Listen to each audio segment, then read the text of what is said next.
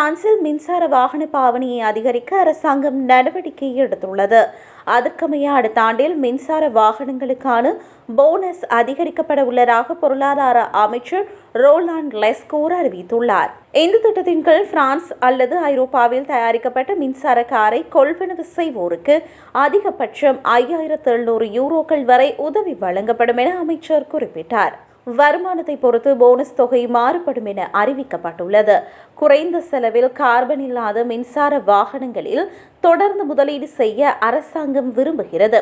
பிரான்சில் அதிகம் விற்பனை செய்யப்படும் மின்சார வாகனம் வட பிரான்சில் உள்ள துபாயில் தயாரிக்கப்படும் ரெனோ 5 என அமைச்சர் குறிப்பிட்டார். கடந்த ஆண்டு ஜூலை மாதத்தில் பசுமை போனஸ் 200 முதல் 1200 யூரோக்கள் வரை உயர்த்தப்பட்டது. குறைந்த வருமானம் கொண்ட குடும்பங்களுக்கு சுமார் 4200 யூரோக்கள் வரை உதவி கிடைத்தமை குறிப்பிடத்தக்கது. இதேவேளை ஐரோப்பிய பேட்டரி கொண்ட மின்சார கார்களை கொள்வனவு செய்வோருக்கு அக்டோபர் 1 முதல் 1000 யூரோக்கள் மதிப்புள்ள சிறப்பு கூடுதல் போனஸ் அறிவிக்கப்பட்டது. இது மின்சார வாகனங்களின் வாங்கலை ஊக்குவிப்பதற்கும் ஐரோப்பிய ஆட்டோமொபைல் துறையை மாற்றத்தை ஆதரிப்பதற்கும் உருவாக்கப்பட்டுள்ளதாக அமைச்சர் தெரிவித்துள்ளார்.